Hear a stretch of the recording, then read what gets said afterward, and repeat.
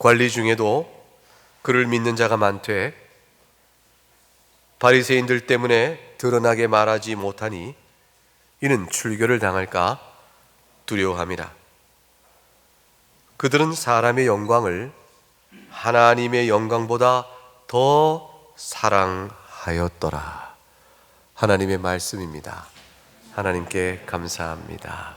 오늘 복된 주일에 복되신 하나님께 예배로 나오신 여러분, 그리고 영상 앞에 모여 마음을 모아 주 앞에 예배하시는 교우 여러분에게 우리 주 예수 그리스도의 은혜와 평강이 가득히 임하기를 주의 이름으로 축복합니다. 사람들은 표적을 보면 믿겠다고들 큰소리 칩니다. 그리고 표적을 보이라고 아우성이죠. 그러나 표적을 본다고 하여 다 믿지 않습니다. 그것이 지난주에 살핀 말씀의 교훈입니다. 37절에 이렇게 많은 표적을 그들 앞에 행하셨으나 그를 믿지 아니했다 되어 있습니다.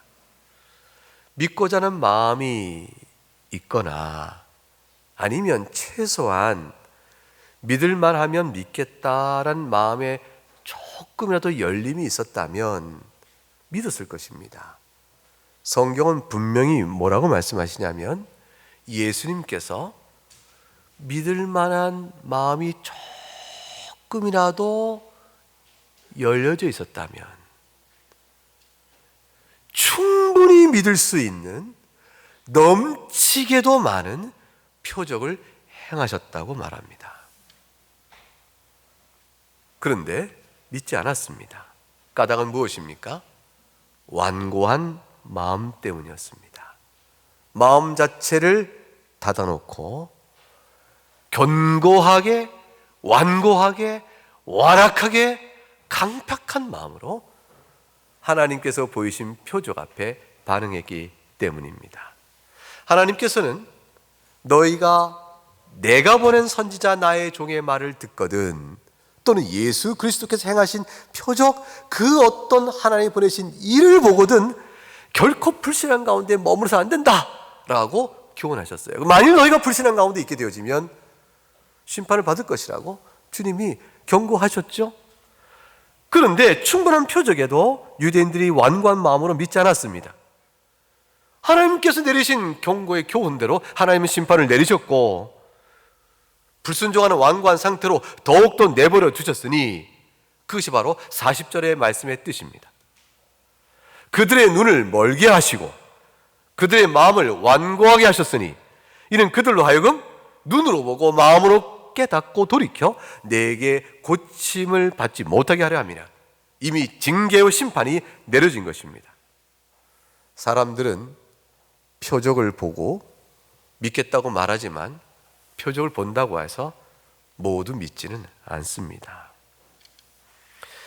그런데 오늘 본문은 그것에 한 걸음 더 나아갑니다.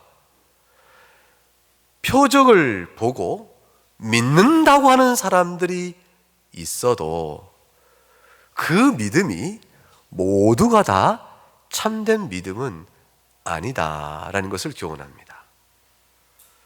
지난주에 본 말씀은 표적을 보고도 믿지 아니한다라는 말씀이요, 오늘 본문의 말씀은 표적을 보고 믿는다 하여도 참된 믿음이 아닐 수 있다라는 것을 이어 교훈하는 것입니다.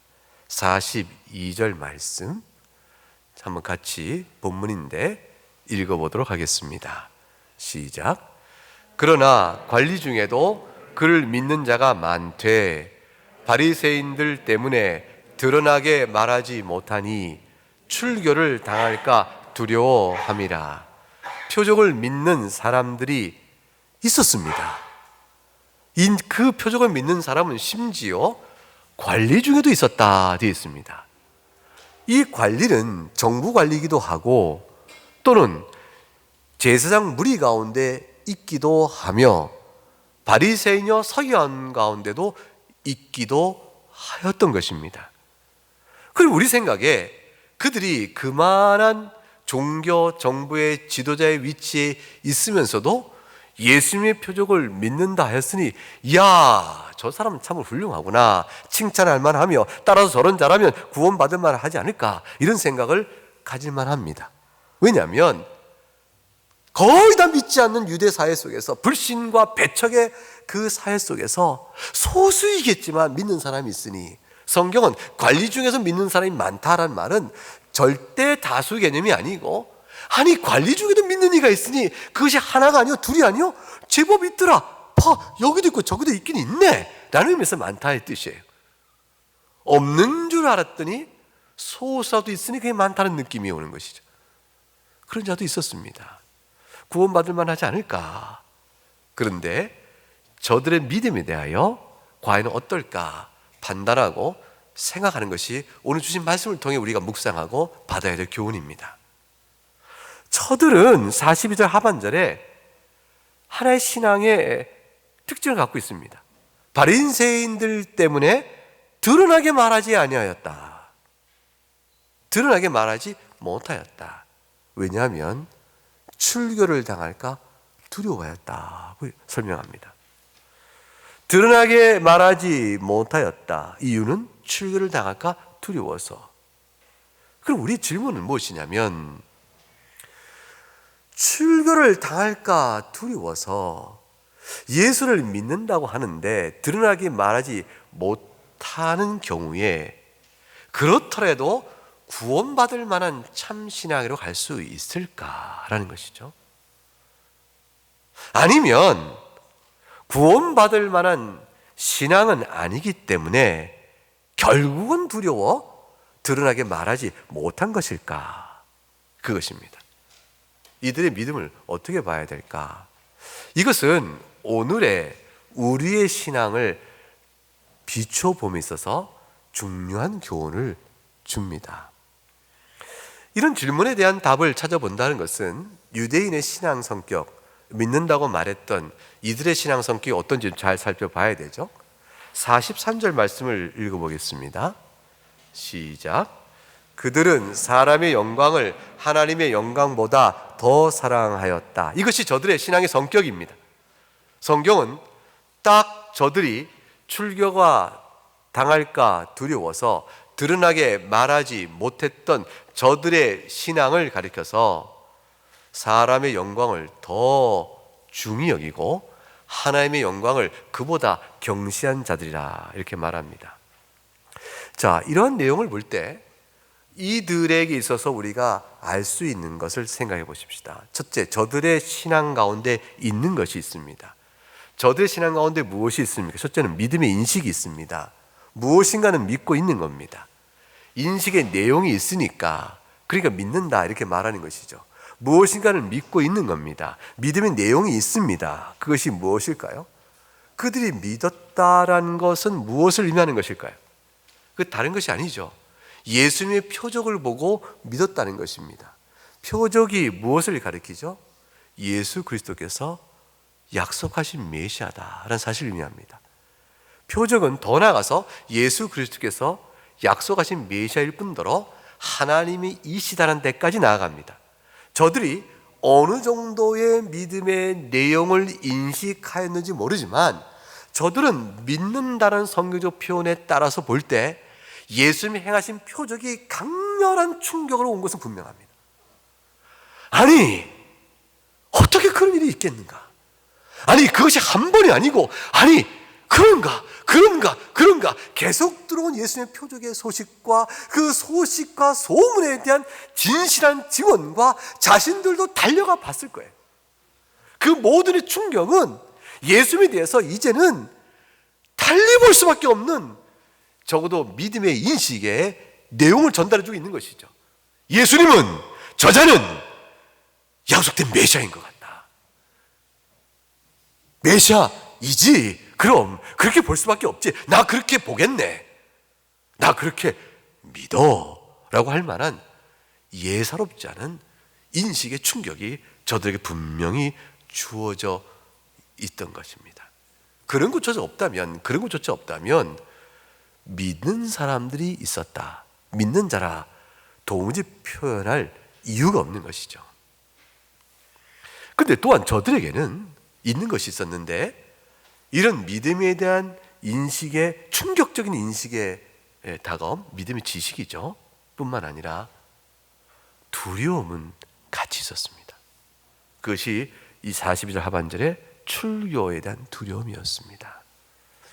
그러니 믿음의 인식은 강하게 충격으로 들어와 성경에 저들이 믿는다라고 표현하고 있는데 두려움은 있는 것이죠.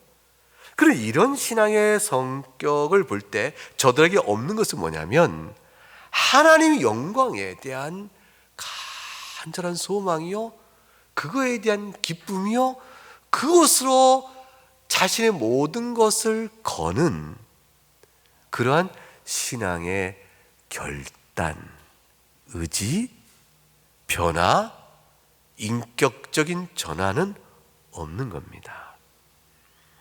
즉 예수님이 메시아일 것이라는 지식의 충격은 있지만 마음의 뿌리는 사람의 영광에 두고 그 사람의 영광에서 마음이 양분을 받아 기운을 받아 그 생기를 받아 자기가 살아가는 것이에요.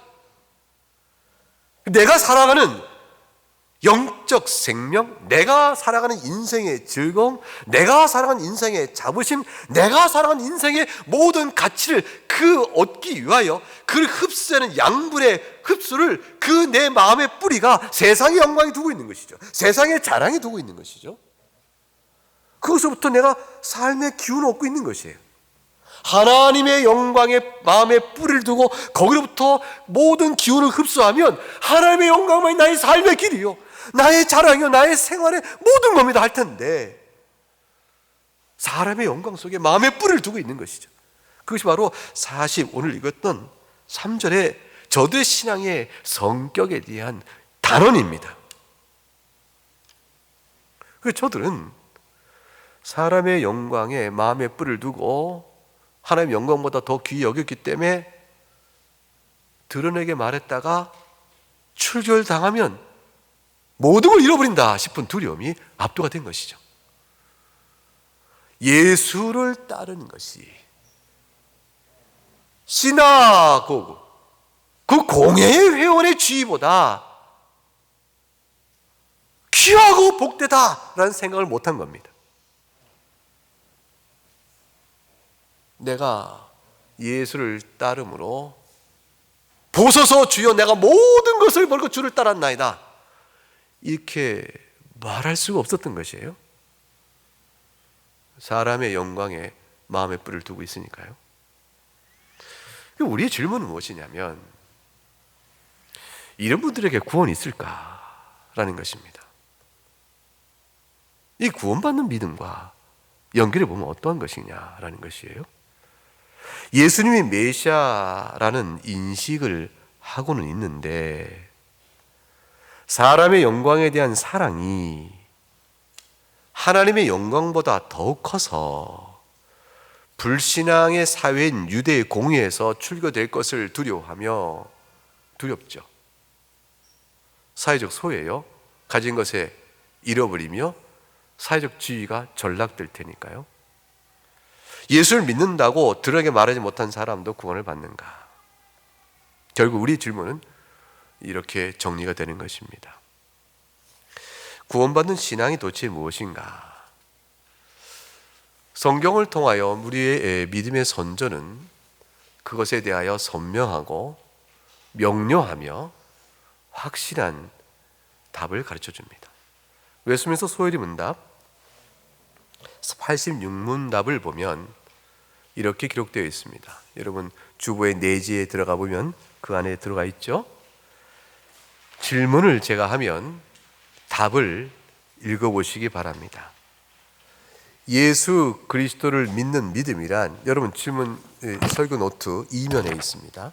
2면 제일 하단부에 웨스민스터 소요리 86문답 질문, 예수 그리스도를 믿는 믿음이란 무엇입니까? 예수 그리스도를 믿는 믿음이란 구원의 은혜인데 이로써 우리는 구원을 위하여 복음이 우리에게 전해주는 대로 예수 그리스도를 영접하고 그분만을 의지하는 것입니다. 여러분 혹시 시편 찬송이 있으시면 가정에 계신 분 중에서 설교 노트 보기 어려우면 시편 찬송 맨 뒤에 웨스트 소요리문 답과 하이델베르크 요리문답이 있습니다. 거기 내용을 찾아보시면 여러분 지금 인용되고 있는 부분이 바로 나옵니다. 요한복음 1장 12절에 분명히 말씀하셨어요. 영접하는 자, 곧 그 이름을 믿는 자들에게는 하나님의 자녀가 되는 권세를 주셨다 되어 있고, 갈라디아서 2장 16절에 사람이 의롭게 되는 것은 율법의 행위로 말미암은 것이 아니요 오직 예수 그리스도를 믿음으로 되는 줄 우리가 안다. 우리도 그리스도 예수를 믿나니 이는 우리가 율법의 행위로서가 아니고 그리스도를 믿음으로써 의롭다함을 얻으려 함이라. 율법의 행위로서는 의롭다함을 얻을 육체가 없다. 대조되어지면서 이 갈라디아서 2장 16절에 세 번이나 반복합니다. 의롭게 되는 것은 믿음이다. 우리가 그리스도 예수를 믿는다. 그리스도를 믿음으로써 의롭다 된다. 동호 반복인데 같은 말 진술을 세 번을 반복하면서 16절에 써놓습니다. 얼마나 강조하고 있어요. 예수 구원받는 믿음이라는 것은 예수를 믿는 것입니다. 자, 그런데 이것에 대한 그 믿음이 어떤 내용인가 하는 것에 대해서 하이델베르크 요리문답 20문과 21문을 이어가게 되면 우리가 오늘 질문한 것에 답을 얻어가는 길잡이를 찾을 수 있게 되어집니다. 20문을 제가 질문하면 답을 하시기 바랍니다. 그러면 아담 안에서 모든 사람이 멸망한 것처럼 그리스도를 통하여 모든 사람이 구원을 받습니까? 아닙니다. 참된 믿음으로 그리스도에게 연합되어 그의 모든 은덕을 받아들인 사람들만 구원을 받습니다. 그렇습니다. 참된 믿음으로 그리스도에 연합되어야 구원을 받습니다. 그럼 오늘 본문과 관련된 질문을 생각해 보게 되면 이들이 참된 믿음을 가진 자이면 살 것이요. 표적을 보고 믿는 자가 많았다 했으나 저들이 두려워하였고 사람의 영광을 더 중히 여겼던 이들이 참된 믿음이 아니라면 저들은 구원이 없는 것입니다. 자, 그렇다면 참된 믿음이란 무엇인지 이 질문에 질문합니다. 답을 읽어볼까요? 참된 믿음이란 하나님께서 그의 말씀에서 우리에게 계시하신 모든 것인 진리라고 여기는 확실한 지식이며 동시에 성령께서 복음으로써 내 마음속에 일으키신 굳은 신뢰입니다. 곧 순전히 은혜로 오직 그리스도의 공로 때문에 하나님께서 죄사함과 영원한 의로움과 구원을 다른 사람뿐 아니라 나에게도 주심을 믿는 것입니다. 이 읽었던 내용을 정리하실 수 있겠습니까? 지금 빠른 속도로 읽었지만 내용은 차분차분하게 한 단어, 한 구를 잘 묵상하고 생각할 내용을 깊이 담고 있습니다. 그 중에 두 가지 분을 뽑아보죠. 참된 믿음은 확신한 지식이며 또 하나 굳은 신뢰다라는 두 구절을 생각해 볼 수 있습니다. 확신한 지식이라는 것은 그 앞에 나와 있는 내용이 있습니다. 하나님께서 말씀에서 계시하신 모든 것이 진리라고 믿는 지식입니다. 이것은 말씀에서 계시하신 모든 것을 알아야 한다는 뜻은 아닙니다. 누가 계시하신 모든 내용을 다 알겠습니까? 그 말은 다시 좁혀서 말씀에서 계시하신 모든 교리를 다 분별하고 이해하고 있어야 한다는 뜻도 아닙니다.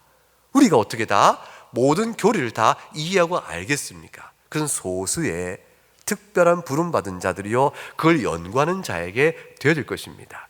그러면 여기서 말하는 확실한 지식은 무엇이냐면 성경이 하나님 말씀이라는 확실한 믿음과 두 번째가 중요해요. 두 번째 성경을 배울 때마다 깨달아지는 내용이 전부 하나님의 집이라는 사실을 그때마다 계속적으로 확신해가는 것입니다.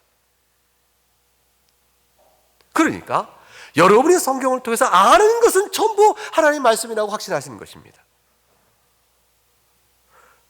그러니까 어떤 이들 총론적으로는 성경은 하나님의 말씀이야 나 믿어 라고 말하지만 강론에 들어와서 혹은 구체적이며 개별적으로 성경을 배워갈 때는 아닌 것 같은데 이런 믿음을 가져서는 안 되는 것이에요. 총론적으로 성경이 하나님의 말씀이라고 받아들이고 믿고 과연 그 믿음 위에서 성경을 배워갈 때마다 나는 그렇지 않다고 생각했는데 하나님의 말씀이 그렇구나. 이 말씀이 그래? 나로선 받기 어려운데 아니야. 그러니까 하나님의 말씀이 옳으니까 내가 생각을 바꿔야겠구나. 주여 제가 그릇되게 이해했습니다 라고 말하며 하나님의 말씀을 신뢰하는 믿음이어야 되는 것이에요. 말씀을 배워갈수록 지식의 오류가 교정되어 가며 말씀을 배워갈수록 성경을 통해 주신받은 진리 체계요 내용에 따라 자기 인식의 내용이 자꾸 바뀌어가는 것. 그래서 하나님 말씀을 저는 신뢰합니다. 하나님 말씀을 굳이 확실한 지식으로 제가 받습니다. 이렇게 말하는 것. 그것이 바로 지금 여기서 말하는 구원받는 믿음의 첫 번째 요소예요.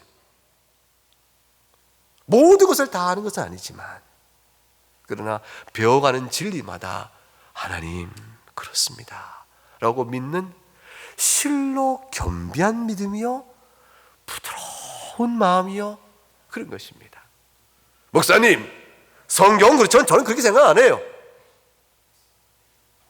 그 성경 이건 바울이 잘못 쓴 것 같은데 이렇게 생각하지 않는 겁니다. 여러분 설마 교인 중에 그런 사람이 있으랴 혹 생각이 들어도 목사님에게 그렇게까지 말하랴. 저는 많이 만났어요. 많이 만났어요. 그것 때문에 저하고 다투기까지 하면서 교회를 나간 분도 계세요. 성경관이 다르죠. 성경이 그 시대에 그때 만들어진 글이라 생각하는 사람은 구원에 이를 만한 확실한 믿음, 이걸 진리라 받는 믿음에서 비껴나가게 되어집니다. 자신이 성경을 판단한 자가 되어지는 것이죠. 구원받는 믿음이 합당하지 않습니다. 누가 그랬습니까? 바리새인들입니다. 서기관들은 예수 그리스도께서 성경을 풀어 가르치는 일에 대해서 판단자로 섰습니다. 자기들의 인식이 성경을 조정했던 것입니다. 바른 신학이란 무엇입니까? 우리가 왜 개혁신학을 사랑합니까? 개혁신학과 바른 신학은 틀로 성경을 제한하거나 성경을 묶는 것이 아닙니다. 성경으로 인하여 확인된 믿음의 교리, 그 정리를 우리가 개혁신학이라 보는 것이에요. 그래서 개혁신학이 성경적이기 때문에 개혁신학을 사랑하는 것이지, 개혁신학이 성경의 올바른 해석과 충돌되는데도 개혁신학이라는 것에 붙들려 성경을 만일 우리가 억지로 해석하거나 조정하거나 재해석한다면 그것은 이데올로기가 되는 거예요. 그래서 사람의 철학으로 성경을 묶는 것이 되어지는 것이죠. 그건 바른 신학이 아닌 것입니다. 개혁신학은 그래서 항상 중요한 모토가 있죠. 개혁신학은 항상 개혁간다, 개혁되어 간다. 그 개혁교회가 항상 개혁되어 간다라고 얘기합니다. 개혁된 교회는 라틴어로 에클레시아 레포르마타 그래요. 개혁된 교회는 셈페르 항상 언제나 레포르만다 ought to be reformed 개혁되어져야만 한다. 뭐에 의해서요? 말씀입니다. 그래서 여러분에게 교리를 전달하지만 그러나 그 교리의 가르침이 성경 강서를 통해서 확인되어지고 성경을 이해하는 데 명료해지게끔 서로 상승 상호작용하는 것을 여러분은 알게 될 것입니다. 이것이 확실한 지식입니다. 두 번째로는 굳은 신뢰입니다. 굳은 신뢰라는 것은 하나의 말씀을 그렇구나 하고 인식, 지식으로 깨닫는 것에 머물지 아니하고 그 말씀을 자신의 심령에 직접적으로 받아 개인적으로 적용하여 인격적으로 받아들이니 실제적인 경험을 안에서 말씀 가운데 살아가는 신앙의 방향과 태도와 경향입니다. 다시 말하면 이것은 진리의 말씀이니 내가 이 진리의 말씀에 따라 어찌 살지 않겠는가 라는 마음의 성향이요 소원이요 결심을 갖는 것입니다. 그래서 말씀 따라 살기를 원합니다. 말씀 따라 살지 못한 걸 아파하는 것이 말씀의 교훈대로 배우기를 원하며 즐거워하며 그것을 자기 소망과 삶의 기쁨으로 알아요. 그렇지 못한 것에 대한 슬픔을 가져요. 이것이 굳은 신뢰라는 것입니다. 말씀의 지배 아래에 있다는 것입니다. 이 개인적으로 그럴 뿐더러 교회 공동체도 마찬가지예요. 교회 공동체가 말씀의 지식을 배우는데 기뻐하고 지식을 배워가는 데 힘쓰고 말씀의 공동체가 배운 성경의 지식과 교리에 따라 지배를 받으려고 해야 합니다. 공동체의 전체적인 방향과 결정이 이 말씀의 지배와 교훈에 있지 않으면 개인적으로는 교회 중에 회원들 가운데서 말씀에 따라 살고자 하는 자가 있고 공동체적으로는 거슬리니 개인적으로 신자 가운데 슬퍼하는 신자가 생기고 교회와의 근심하는 자가 생기게 되어지죠. 그게 구약 성경에서 보는 교회, 즉 이스라엘의 부패상 속에 나타난 남은 신자들의 눈물이었습니다.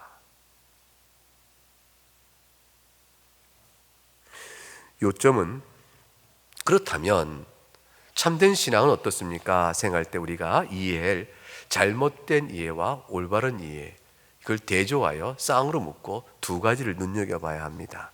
첫째는, 잘못된 이해의 첫째는 단지 신앙 문답의 올바른 답을 하는 것만이 그 하는 것으로 참된 신앙이 되지 못한다는 사실을 깨달아야 합니다. 구원받는 참된 신앙은 무엇입니까?에 대한 잘못된 이해, 신앙의 문답을 주고받는데 올바른 대답을 제대로 한다는 것만으로는 충분치 않다는 사실을 알아야 합니다. 그래서 어떤 이가 믿음으로 의롭다움을 받으니 그 믿음과 관련하여 알아야 될 지식의 내용을 내게 물어봐라. 그럼 내가 다 답을 할 수 있고 그 답이 교리적으로 옳은가를 확인하라 할 때 과연 그렇다는 것일 때 그거 봐라, 내가 구원받으면 참된 신앙이 있다 라고 자부한다면 답은 뭐냐면 아니, 그것만은 충분치 않다, 이 사실을 답하고 있다는 것이에요. 그것만으로는 충분치 않습니다. 교회사 속에서는 그것은 충분하다고 말하는 자들의 주장이 많이 있었습니다. 항상 있어 왔습니다. 왜냐하면 믿음으로 어렵다는 말에 믿음이 정신적, 심리적 작용이기 때문에 1차적으로 지식을 통해서 확인됩니다. 그렇기 때문에 그것으로 충분하다 생각했고 지식보다 더 나아간다 그러면 그걸 율법주의라고 비난했습니다. 신앙의 문답에서 아는 지식으로 충분하지 않으면 그건 율법주의를 말하는 것이 아닌가, 신앙의 지식이 충분히 않다면 결국 행함을 말하는 것이 아닌가, 믿음은 지식이다 이렇게 생각한 것이죠. 믿음은 지식의 요소가 출발이요 토대입니다. 그러나 참된 구원받는 믿음은 지식만으로는 충분하지 않습니다. 근데 믿음을 지식과 동일시시키고 그 이상의 다른 어떤 얘기도 다 율법주의라고 비난했던 자들이 교회에는 있었습니다. 그러나 개혁신학은 그것만은 충분치 않다는 사실을 말합니다. 뭘 말합니까? 올바른 이해가 있죠? 두 번째, 믿음이란 인격적이다. 믿음이란 실제적이다. 믿음이란 실존적이다. 믿음이란 경험적이다 라는 사실이에요. 이게 다 뭘 뜻하냐면 굳은 신뢰가 있어야 한다는 뜻이에요. 믿음이란 말씀을 마음에 받아 하나님 과연 그러합니다, 그러니 그 말씀의 교훈에 따라 내가 다스림 받고 살기를 원합니다 라는 이 소원함이 인격적으로 실제적으로 경험적으로 작용하고 있어야 한다는 것입니다. 이 작용을 우리가 사람 속은 확인할 수가 없어서 물어보는 거죠. 지식을 물어봐요. 사람이 나면서부터 죄인으로 본성상 부패한 죄인이기 때문에 스스로는 구원에 이를 만한 의에 이르지 못한다는 것을, 의를 이룰 수 없다는 것을 믿으십니까? 예 하고 물어봅니다. 이건 지식의 검토입니다. 그래서 또 묻습니다. 그리하여 오직 예수 그리스도를 믿고 의지하겠습니까? 라고 할 때는 그 말은 일단 굳은 신뢰로 묻는 거예요. 예수 그리스도만이 당신의 구주된 것을 믿습니까? 라는 지식이에요. 근데 그 다음에 또 반드시 묻죠. 그러므로 그 예수만이 우리의 구원의 생명인 줄 알고 그를 믿고 그의 교훈대로 살 것을 결심합니까? 라고 묻는 것은 굳은 신뢰를 묻는 겁니다. 여기 예라고 말할 때에 자신이 말할 수 있는 경험적 요소가 있는 거예요. 즉 실존적 요소가 있는 겁니다. 실제 제 마음에 그 사실을 봤습니다. 그래서 저는 전과 다르게 예수를 구주로 믿는 사람으로 생활과 마음에 기뻐하는 것과 살아가는 것에 이런 변화를 제가 경험하고 있습니다 라고 증거를 말할 수 있게 되는 겁니다. 그 경험 자체가 구원케 하는 것이 아니에요. 그 경험을 증거로 말할 바가 있게 되어지는 것입니다. 그래서 잘못된 이해가 또 하나 있는데, 그것은 뭐냐면 지식만은 아니다, 굳은 신뢰라 하니 이것이 적정한 범위를 넘어서서 지나쳐 버릴 수가 있는 잘못이 있을 수가 있습니다. 그것이 뭐냐면 여러분 요약지에 3번에 나와 있죠. 확실한 지식과 굳건한 신뢰에 더하여 외적인 규칙을 더하거나 내적인 고조된 감정을 요구하거나 어떤 일정 수준의 성화를 기대하는 것 그 자체가 구원받는 참된 믿음은 또한 아닙니다.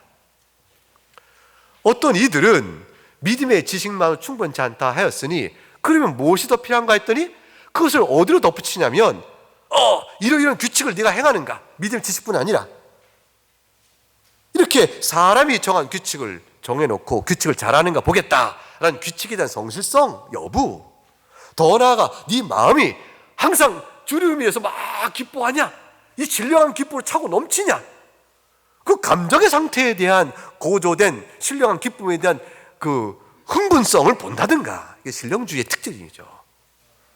외적 규칙의 부여는 수도원적 생활의 규칙이 특징이죠. 또는 근엄한 엄숙한 성화의 도덕적 수준에 대한 일정한 강조, 그리하여 도덕적 영적 성화를 일정하게 기대될 만큼 하지 못하면 참된 신앙이 아니다 라고 덧붙여버리는 모든 일들은 지식만으로 충분하지 않다는 말을 동의하면서 너무 나가버린 또 다른 오류예요. 그래서 지식만으로 충분히 않다라고 말할 때는 지식주의에 빠지는 것은 명목상 신자를 낳게 될 것이로나, 더 나아가서 지금 말했던 외적 요소를 덧붙이는 것은 성경의 가르침을 넘어서는 것이니 그 자체로는 사람을 결국에는 율법의 멍에요 행위의 구원에 말 못할 짐을 지워주는 것이 되고 맙니다. 아무도 그부터 구원받을 자는 없는 사실을 애써 외면하고 있는 것이죠. 근데 그렇게 된 사람이 속는 것은 뭘까요? 참된 신앙은 열매가 필연적으로 있다는 사실에 대한 오해 때문에 그렇습니다. 다시 말하면 일정한 성화나 믿음의 경건을 위하여 규칙을 세워 지키고자 하는 자기의 애씀이나 또는 믿음 생활 가운데 용서받은 자의 감사가 있어 찬양과 기도 속에 감사와 기쁨이 넘치는 일에 대한 경험들은 그 자체가 구원에 이란 믿음의 본질이 아니에요. 그건 그 믿음으로 역사하여 나타나는, 믿음의 역사가 내 안에 있음으로 드러나게 되는 하나님의 은혜에 대한 향유, 하나님의 은혜에 대한 즐거움의 누림인 것이에요. 이것을 구원받는 참된 신앙의 요소로 끌고 오게 되어지면 구원받는 참된 가르침에서 벗어나게 되어집니다. 그러면 올바른 이해는 뭘까요? 이런 오류를 범하고 올바른 이해는 예수 그리스도만을 영접하고 그를 그냥 의지하는 것입니다. 약속하신 구원의 은혜를 단순히 중요해요. 단순히 믿고 받아들이는 것이에요. 받아들이고 사랑하는 것입니다. 사랑하며 그 가운데 그 복음의 교훈에 의지하여 감사함으로 살기를 소원하는 마음의 결심이에요. 사도행전 16장에 가게 되면 빌립보 감옥에서 이런 일이 나오죠. 빌립보의 이제 간수가 말합니다. 선생님들, 내가 어떻게 구원을 받겠소? 라고 물어보자 얼마나 복음을 전하고 구원에 대한 답을 주기 좋은 때예요. 그때 뭐라고 답합니까? 주 예수를 믿으라. 그 말 외에 다른 말 없어요. 주 예수를 믿으라. 그러면 너와 네 집이 구원을 받으리라. 믿음이란 말 외에 덧붙이는 말이 없습니다. 참되게 믿는 사람에게 기대되어지는 믿음의 진실성은 복잡한 신학적 설명 없이 믿음의 내용과 그 내용을 진실히 받아서 정말로 그렇다고 생각하는 사람인 것이에요. 정말로 그렇다고 믿는 사람은 생활이 바뀌죠. 자기 삶을 거기 걸잖아요. 정말로 그렇다고 믿는 사람은 경제적인 얘기를 해볼까요? 정말로 거기 이익이 난다. 알 수 없는 미래잖아요. 미래의 일 속에 그 사업은 장래 수익이 발생할 거야. 이거 완전히 통계적인 확신이죠. 통계적 확신이지만 경우는 장래 일이 어떻게 변할지 모르니까 알 수는 없습니다. 결국은 믿음이에요. 믿음에 모르겠어요. 어떤 제가 이 주식 얘기하는 것 같아서 그런데 전 주식도 모르고 아무것도 모르는데 제 감언은 그런 것이에요. 그런데 여러분 가운데 혹시 주식에 또 능한 어떤 분은 목사님 뭘 모르는 소리 하네. 주식은 통계고 확실한 과학입니다. 이럴지 모르겠어요. 그러나 제가 볼 땐 전부 다 미래의 일을 알 수 없기 때문에 제가 알고 있는 어떤 사람은 애널리스트인데 굉장히 똑똑하고 수익을 많이 내기는 어느 순간에 다 까먹더라고요. 그래서 왜 그런가 했더니 목사님 주식을 몰라요. 자네가 모른다면 어떻게 알아? 그랬더니 결국 몰라요 그러더라고요. 자, 믿음이라고 보십시다. 장래 일에 대해서 우리가 어떻게 알아요? 근데 그 믿음을 가진 사람은 투자하겠죠. 사람이 사는 일이 있어도 그럽니다. 우리가 어떤 임무를 맡겨요. 어떤 사람에게 그 사람에게도 신뢰하여 맡깁니다. 믿으니까. 안 믿으면 안 맡기죠. 안 믿으면 안 맡깁니다. 믿으니까 맡깁니다. 예수님을 믿는다는 것이 글쎄 그것에 빗댈 수 있는 어떤 부분이 좀 있지요. 복음을 믿습니다. 복음을 믿으니까 인생을 그곳에 두는 것이죠. 삶의 자랑과 기쁨도 그것에 두는 것이죠. 아브라함이 로마서 4장에 보게 되면 아브라함이 바랄 수 없는 중에 바라고 믿었다 되어 있습니다. 하나님의 약속을 듣고 말씀하신 대로 많은 민족의 조상이 될 것이라는 약속을 굳게 가진 것이죠. 100세가 됐는데 자식이 겨우 100세 되어 사람 몸이 죽었죠. 생식이 못하잖아요. 그런데 또 사라는 90세. 이게 무슨 가능성이 있겠어요? 근데 89세, 99세 때 일이죠. 근데 믿음이 안 약해졌습니다. 하나님의 말씀을 신뢰한 겁니다. 여러분, 예수님이 재림하십니다. 믿으십니까? 2000년 동안에 안 오셨는데 믿으세요? 무슨 약속을 2000년이나 미루어요? 내가 곧 오리라. 근데 약속하고 2000년 동안 약속을 안 지킨 거지. 미루었다고 봐줘요? 안 지켰다고 봐줘요? 곧 오리라 하셨는데 곧 오신다. 근데 주님 여지까지 약속을 안 지키셨네요. 2000년 동안이나. 그렇게 느껴집니까? 그래서 안 믿어요. 약속 안 지켰어요. 이렇게 생각하는 사람은 믿음의 신뢰를 잃어버린 것이죠. 2000년 동안이나 주님은 다시 오시지 않았습니다. 그러나 여전히 믿는 것입니다. 100세나 돼 태가 다 죽은 줄 알았으나 2000년 동안 지켜진 약속이 지켜질까 혹 생각할 때 어느 게 합리적이에요? 안 오실 거다. 안 오실 거다. 그게 합리적이겠죠? 믿음은 약속의 내용을 듣고 신뢰합니다. 주님 다시 오십니다. 어느 날 다시 오세요. 여러분 생애 때 만날런지도 모르고요. 주님 다시 오십니다. 모든 성도는 주님 다시 오심을 굳게 믿고 신뢰하며 살았습니다. 사랑하는 여러분, 죽은 다음에 심판이 있습니다. 믿으십니까? 심판이 있습니다. 보이지 않는 일이지만 믿으셔야 합니다. 여러분, 살아계신 성령 하나님께서 우리의 기도를 들으시고 도우십니다. 믿으십니까? 믿어야 기도하죠. 믿어야 기도하죠. 왜 여러분의 어떤 슬픔과 아픔과 고통과 괴로움과 눈물이 있는데 기도를 안 해요? 엎드려 기도하면 주님이 도우실 텐데 신뢰하지 않는 거죠. 신뢰가 약한 거죠. 말씀 속에 진리가 있다는데 왜 말씀을 가까이 안 해요? 믿음이 없는 거죠. 약한 거죠. 여러분, 맥체인 성경 읽기 동영상을 제가 보내드립니다.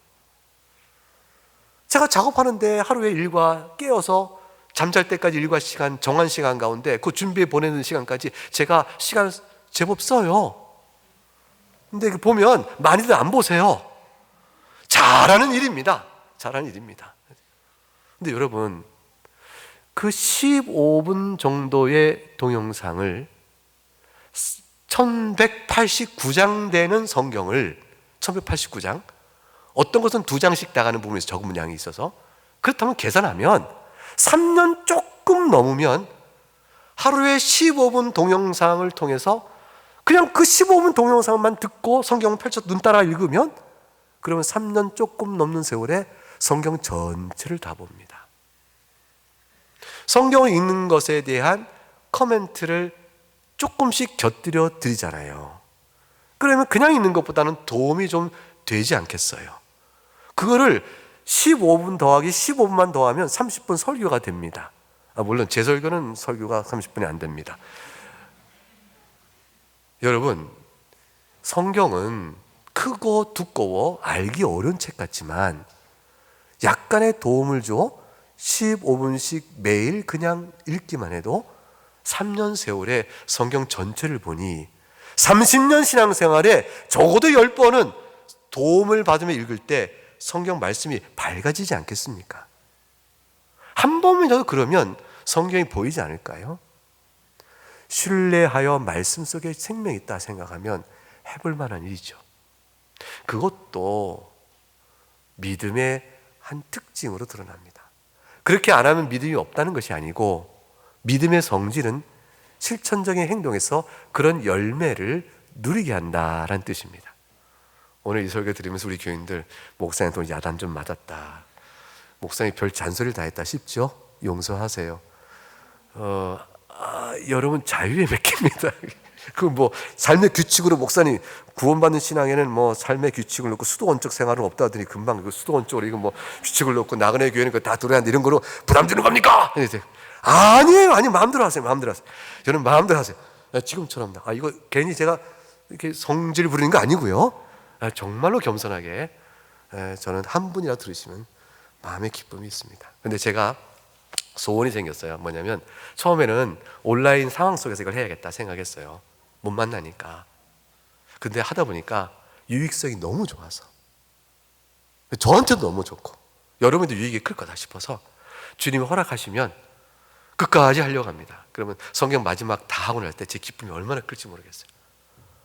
그 하나님께 감사가 얼마나 넘칠지 모르겠어요. 그런 이후에 또 다시 해야죠. 녹화된 걸 그냥 내보낼 것이냐, 또 다시 할 것, 그때가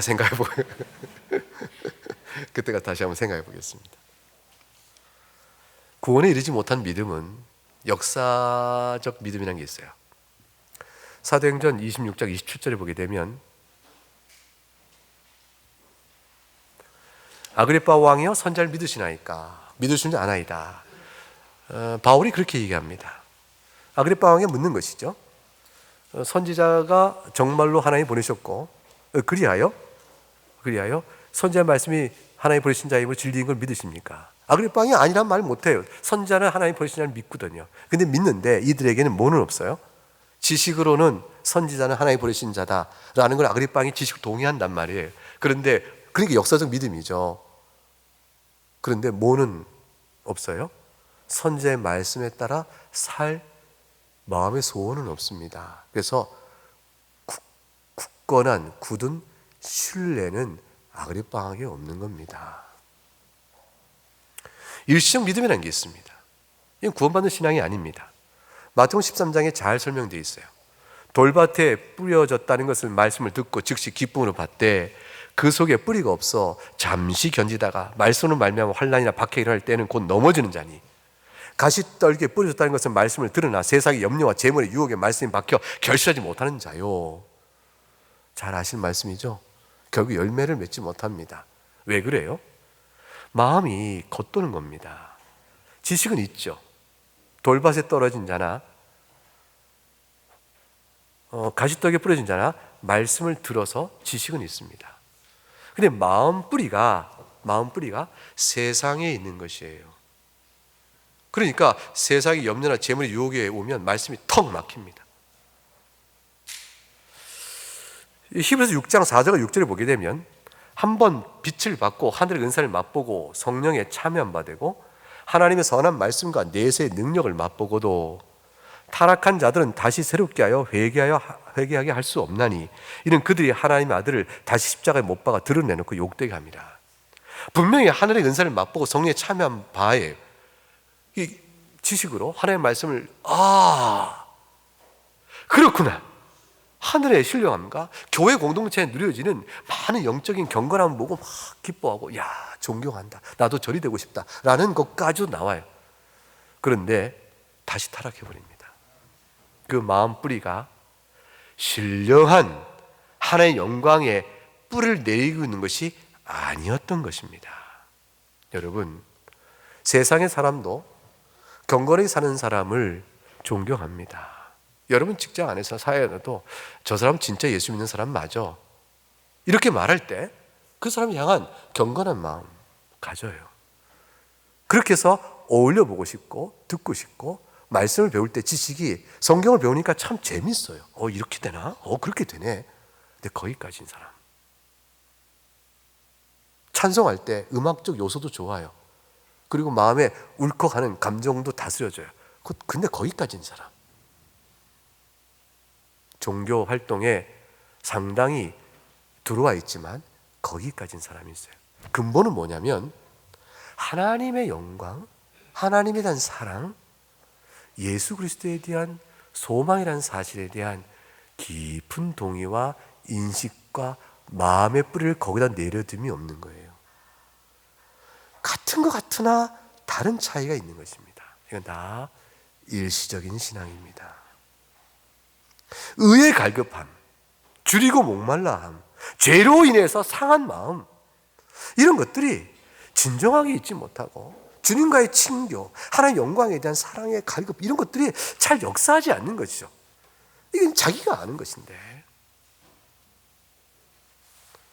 대개 이런 분들은 일실 믿음의 소유자들에게 가장 결여한 특징 중에 하나가 뭐냐면 기도의 시간이 없다는 거예요. 대개는 그래요. 대개는 일식 신앙인들은 기도를 해도 기도 방향이, 물론 기도도 열심히 할 수 있어요. 종교적인 가르침 때문에. 근데 기도의 방향이 하나님이 목적이 아니에요. 자기가 목적이죠. 이런 기도를 하거나 마음의 깊이 주 앞에 자신의 형편과 처지를 놓고 주의 교훈 앞에 엎드리는 이런 기도의 시간들이 비교적 적다, 없다라고 볼 수 있어요. 이게 있으면 일식 신앙에서 참된 신앙이라고 봐야 돼요. 왜냐하면 참된 신앙이 거기서 차이가 납니다. 의에 줄이고 목말라함, 죄에 대한 근심과 상한 마음, 하나님을 영원하게 하고 싶은 마음, 그렇지 못한 것에 대한 탄식, 그 목적이 주의 영광, 이것에 대한 계속적인 기도의 방향과 목적성을 갖고 있어요. 그런 사람이라면 참된 신앙인이죠. 일시 신앙은 그렇지 못합니다. 구원에 합당하지 못한 믿음 가운데서 구원의 믿음과 관계없는 믿음이 하나, 이적적 믿음이 있습니다. 그건 뭐냐면 이적을 내가 행할 수 있어요. 주께서 내가 능력 주시면 내가 이적을 행할 수 있다는 굉장히 놀라운 믿음이에요. 일어나라! 나을지다! 나을지어다 이렇게 하듯이. 저는 그렇게 기도 못하는데, 낫게 해 주옵소서 이렇게는 기도하는데 나을지어다 이렇게 못하거든요. 근데 이제 이 선언적인 이런 말을 할 만큼 자기의 능력이 역사하고 있다고 생각하여 선언하는 이런 믿음, 이건 기적적인 믿음이죠. 하나님께 역사하시면 넉넉히 낫게 주실 것이라는 믿음을 갖고는 저는 있습니다. 근데 저는 기도를 통해서 주께서 행하시길 바라지 내가 그 명령을 해야 할 수 있다는 저 생각지 않아요. 저는. 그런데 그렇게 행하는 사람이 있다고 쳐봐요. 그럼 대단한 믿음이죠. 이제 이런 사람들이 마태복음 7장에 가게 되면 그날에 많은 사람이 나더러 이르되 주여 주여 우리가 주의 이름으로 선지자 노릇하며 주의 이름으로 귀신을 쫓아내며 얼마나 많아요. 주의 이름으로 많은 권능을 행하지 아니하나이까. 이 대단한 사람들, 이런 사람들은 자기가 이적적인 초자연적 권능을 행할 수 있다는 믿음을 가진 사람이죠. 대단한 사람이죠. 주님께서 그들을 사용할 수 있습니다. 그때 사용했어요. 초대교회 때 사도들 쓰셨고, 지금은 하나님께 적어도 그런 식으로 사용하지 않는다는 게 제 신학입니다. 하나님께서는 살아계셔서 기도를 통하여 놀라운 일들을 우리에게 보게 하실 수는 있지만, 그러나 사도나 그 이전에 그들을 쓰시듯 쓰지는 않으신다. 사도는 명하여 그 일을 이뤘습니다. 그러나 오늘날은 명하여 그 일을 이룰 사람은 없다. 제가 아는 신학은 그렇습니다. 주님께 뭐라고 했어요? 불법을 행하는 자들아, 내가 너희를 도무지 모르니 내게 떠나가라 하셨어요. 그러니까 이적 신앙 자체는 놀라운 능력을 행할지 모르지만 구원받는 신앙과는 괴가 다른 것이, 결이 다른 것이, 다른 종류의 것이. 그러니 제발 오늘날에 초자연적 이적 신앙을 행한다는 사람에게 구원이 있는 양 따라가지 마시라 그 말이에요. 그들의 말이 생명 주는 것을 따라가지 마라 그 말이에요. 그들이 구원받는 신앙이 아닐 수 있는 그 자체가 뜻밖의 구원받는 신앙은 못 갖고 있는 사람일 수도 있어요. 웨스민스터 신앙국에서 14장 구원받는 믿음이 이렇게 정리되어 있습니다. 한번 읽어보므로 오늘 설교 정리가 되어지니까 한번 읽어보십시다. 2절 시작. 이 믿음에 의하여 그리스도인은 말씀 안에서 말씀하시는 하나님 그분의 권위 때문에 말씀 안에 계시된 것은 무엇이든지 참되다고 믿는다. 그리고 말씀의 각 구절이 담고 있는 바에 따라 다르게 반응하는데 곧 명령에는 순종하고 경고에는 두려워 떨며 금생과 내생에 대한 하나님의 약속을 가슴에 품는다. 그러나 구원하는 믿음의 주요 활동은 은혜 언약에 힘입어 의롭다 하심, 거룩하게 하심, 그리고 영원한 생명을 위하여 그리스도만을 수락하고 영접하고 의지하는 것이다. 3절은 이러한 믿음은 정도의 차이가 있어서 어떤 일은 약하고 어떤 일은 강합니다. 그러하기에 종종 여러 방식으로 공격당하고 약화될 수도 있습니다. 그럼에도 마침내 이 믿음은 승리합니다. 즉 우리의 믿음의 기원자이시며 종결자이신 그리스도로 말미암아 충만한 확신에 이르기까지 여러 가지 방식을 거쳐서 믿음은 자라납니다. 이것이 구원받은 믿음에 대한 해설입니다. 사랑하는 여러분, 적용 본문의 유대인은 어떨까요? 본문의 유대인은 적어도 본문이 말하고 있는 현재 상태로 보게 되면 역사적 믿음 정도에 머물러 있습니다. 구원받는 믿음이라 볼 수가 없죠. 그러나 장래 이들 가운데 주님의 은혜가 있으면 구원에 이른 자들도 나오게 될 것입니다. 아마도 이런 자들 가운데 또 상당수가 오순절 성령 강림의 놀라운 사건으로 교회가 탄생했을 때, 이때에는 역사적 믿음이요 혹은 일시적 믿음에 머물렀던 자들이, 아니 역사적 믿음이죠, 신앙 고백을 못했으니까 그런 자들 가운데서 강력한 은혜가 있어서 구원받는 믿음으로 나 예수를 믿소라고 교회에 속하고 제사장 직분 다 버리고 서기관 지위 버리고 그리스도의 교회에 속한 자로 나오는 자들이 상당수 이 가운데 있을 수는 있습니다. 장래 일은 모르나 현재로는 이들의 믿음은 구원받는 믿음이라 말할 수 없습니다.